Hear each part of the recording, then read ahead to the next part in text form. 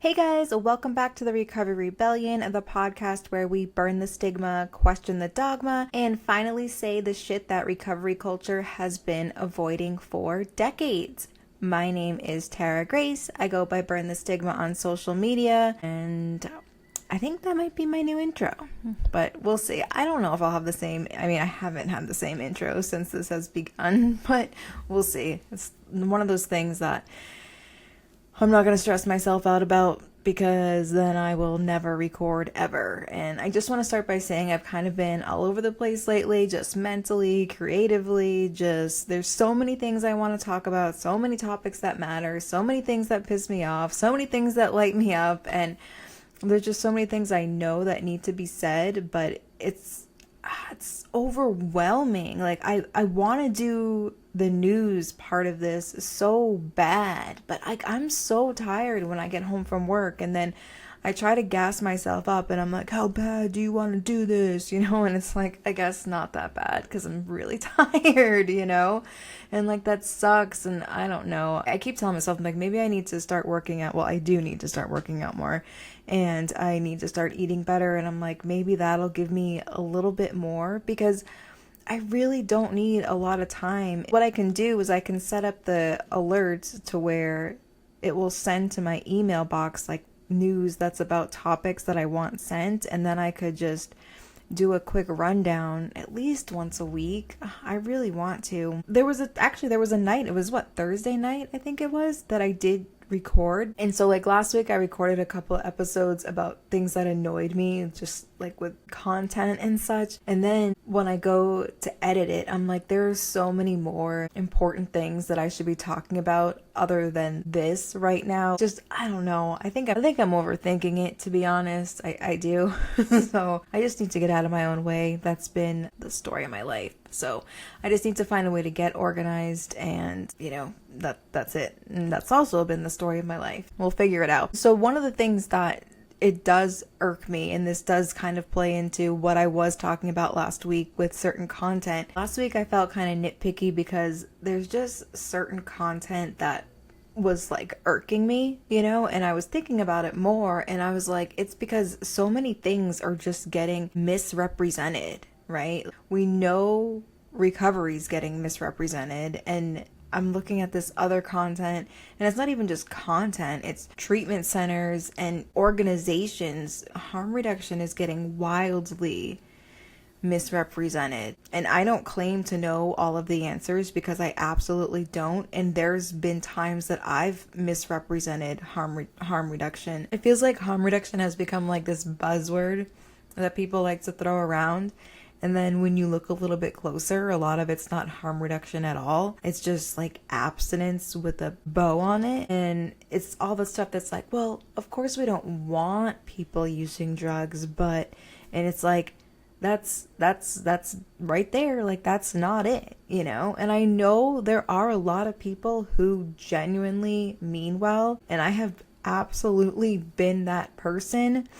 But I also know that intention doesn't change impact, right? And the impact of watering this stuff down, or almost using it like a bait and switch to funnel people back into the same old shit that hasn't been working, it's so dangerous. Like, especially with the drug supply the way that it is, you'll see treatment centers, right? And they say that they support harm reduction, but then they will kick people out for using. Like, that's not it.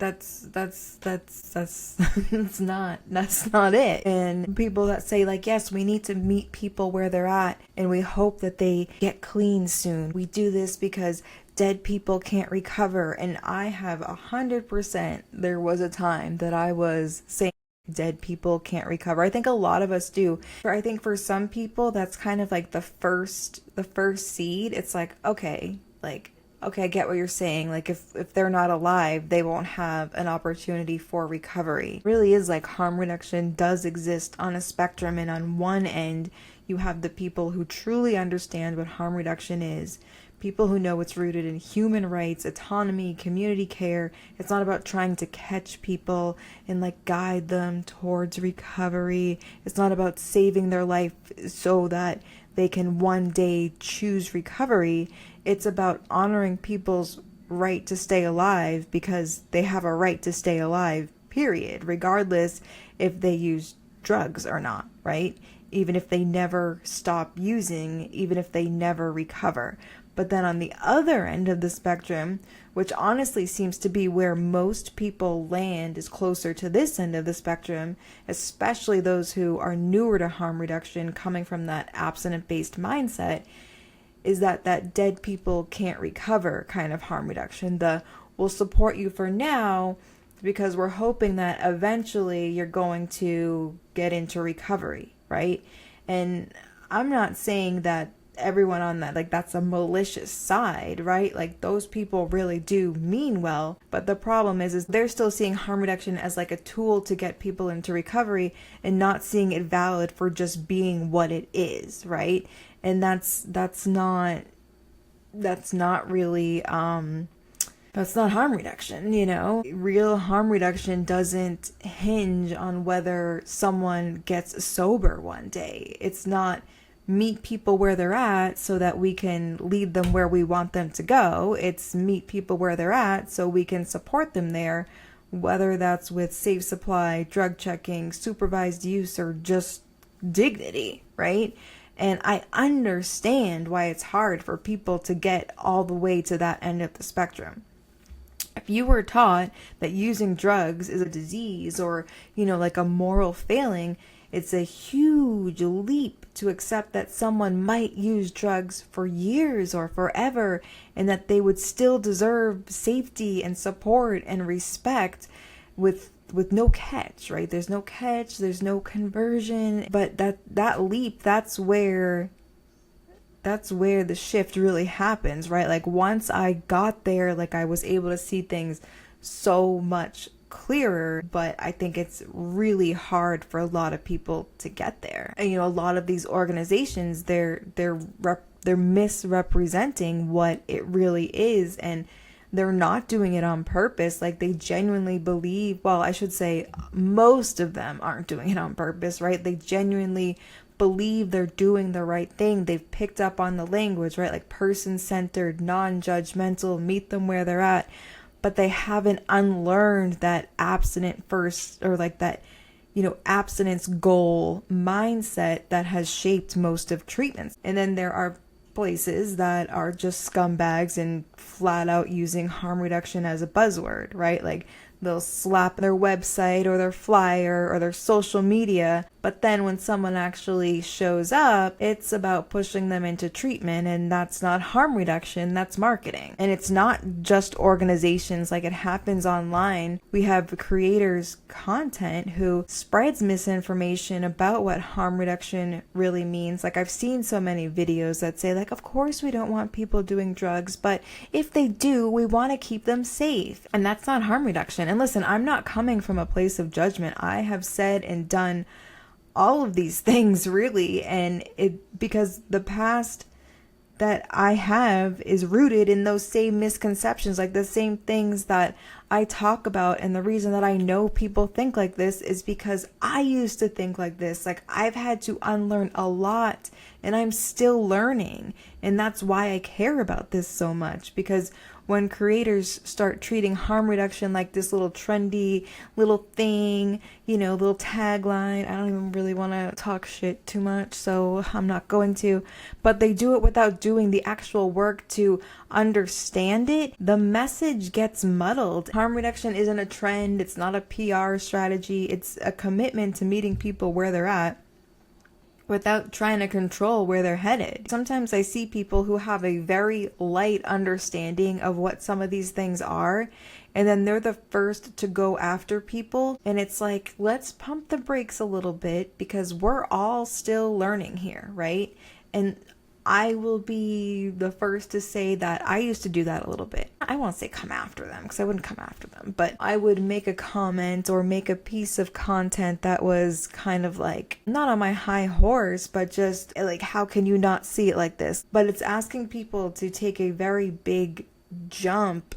And once we get to this jump, like once we understand it, it does seem just like human dignity, right? But you have to like go back to that total abstinent mindset when you were and maybe you're someone who was never there, right? So if you were never there, then you're not going to get it. But if you were someone who is completely all into the allergy model, the disease model, and the idea of anybody able to use any other substance or even able to use their drug of choice in moderation was just complete denial. And the idea of being able to use another substance was also denial, and it was just buying time till you get to your drug. Like, there's so many things that we're programmed to believe. I understand why people say the things that they say. So we need to hold space for people who mean well, but they're still not getting it really.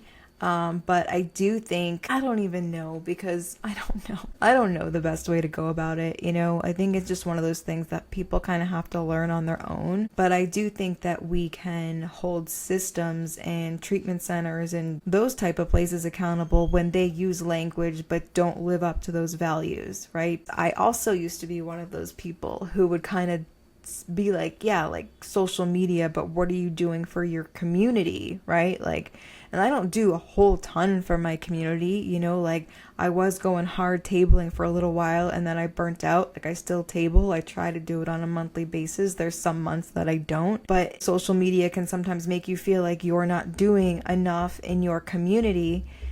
But this type of stuff is valuable too, because there is so much misinformation on social media. So if you can actually be somebody who takes time to educate yourself, and I'm not trying to sound like, oh, like take time to educate yourself so you can be like me, like not at all. But I mean, like, go and like learn something and then share it, because that's basically what I do. Like, this journey has been about me learning. I haven't known this stuff for a long time. This is all stuff I've learned within the past few years and have been sharing it as I go. I feel like once I unlearned a lot of the dogma and first saw drug policy and just saw the politics and saw the big machine and everything for what it was very easy for me to judge someone who, I don't want to say judge, because I wasn't judging them, but it was just very easy to be like snippy in my responses about like how like you just don't care about people, when it's like, again, that huge leap that I'm expecting someone to make when they're not there yet. So how can I even say that? And I think I see people do that a lot. And I think I kind of got away from my point, from what I was trying to say. I think that people who make content on social media, it gets downplayed because it's not doing something in your community. But the amount of people who are making content with so much misinformation, we need people making content with the correct information, because that is going to trickle down into the community, because people spend so much time online, right? Like, I see way more people online than I do when I table an event, right? So maybe when I did HempFest, but that's about the only one. For the most part, my interaction online, like my videos online in one day, are going to reach more people than me tabling all day. But obviously getting resources and naloxone into people's hands in the community is extremely important. But I don't downplay the importance of content that has facts, like factual content. I don't downplay that anymore, because I mean, that's really one of the main reasons this podcast came about. Like, yes, I wanted the space, but when you look on podcasts that talk about recovery, holy shit, is it all 12-step based? I mean, not all, but majority of what pops up is 12-step based content. We need more non-12-step based content. So yeah, I got really off track. I even see like harm reduction organizations that kind of have, it's like they're not quite there yet, even places that are handing out and serving. I saw it was like a faith-based place, and I'm not talking shit, and I won't even say the name because I don't know the name, to be honest, but on the first thing when you open the page, it's like a quote from somebody, and it basically says, we don't want people using drugs, but if we do, then they should be safe. And they think that's like progressive, right? Like, they think that's what it's about. but that's still centering abstinence as the standard. Like, they're still judging drug use as inherently bad, and that's confusing and misleading, and it dilutes what harm reduction is about. Like, it's just another PR friendly version of the same old recovery dogma. Like, real harm reduction says you deserve safety and dignity and autonomy no matter what your relationships with drugs looks like, right? And we can't keep letting harm reduction become a buzzword. It's just not something that we can afford to do. I'm not trying to gatekeep harm reduction, but you can't call it harm reduction if abstinence is still the finish line. If you are only supporting people in hopes that they're going to get to your definition of better, then you're not meeting them where they're at. You're waiting for them to arrive at your expectations, right? And that's not harm reduction. That's just conditional compassion dressed up with some inclusive language. And honestly, performative harm reduction teaches people not to trust the system, because when they go to access services and then, it makes people like, oh, like, we're here for you. And then when they don't adhere to certain things, then it's like they pull the rug out from underneath them, and that's not meeting people where they're at. People are trying, people are learning, but again, like, just in good intention doesn't mean that harm is not created. And I don't know what the answer is, because I know the answer is not jumping all over the people who aren't getting it quite right? Like, these are people who are trying, they're at least shifting away from that narrative, but like, they're not really shifting away, because when you're doing it in hopes of recovery, it's still going back to that same old mindset. It's crazy, because today I was scrolling and I saw something where it was like someone was saying they were 16 when they went to their first AA meeting, right?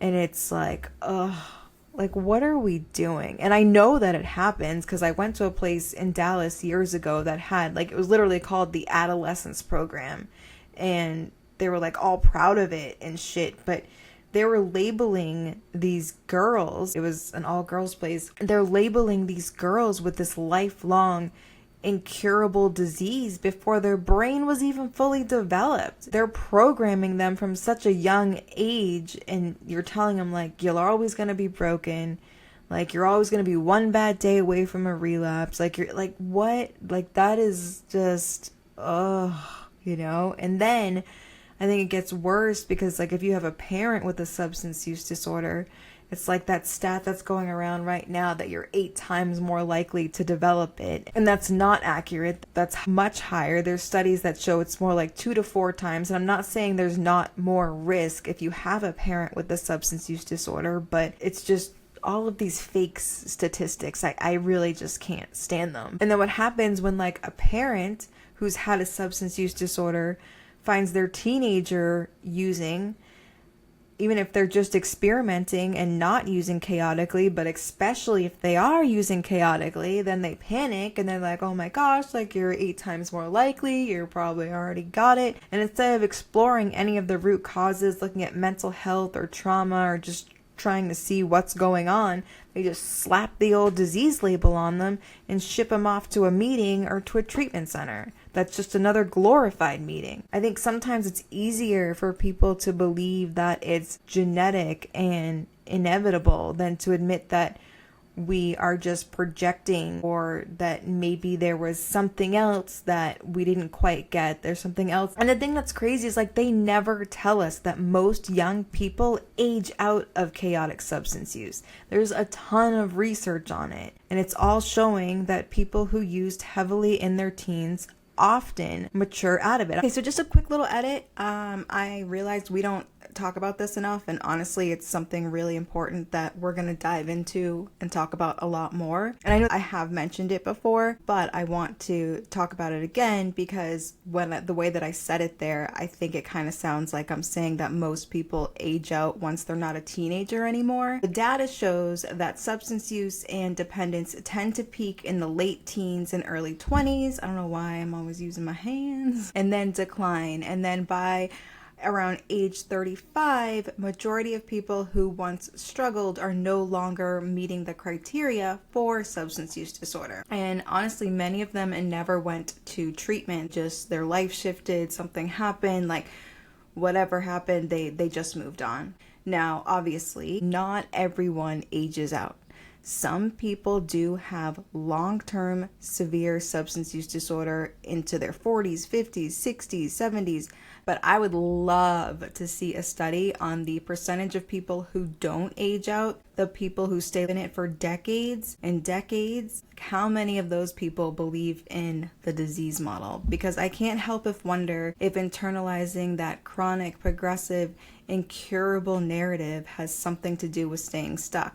I'm not denying that severe long-term substance use disorder exists, but I'm just interested in who stays stuck and why, and is it just the severity of it, or is there also the belief system mixed in there as well? And then what really bums me out is when I think about all the friends who I lost in like my early 20s up until now, but especially in my early 20s, it was just like so many people were dying. There was 2 spikes in my life where I lost a lot of people. One was when a lot of people were shifting from OCs to heroin in my area, and then when the supply was shifting from heroin to illicit fent. I can't help but think how many of them would have aged out too if they had just lived long enough to get there.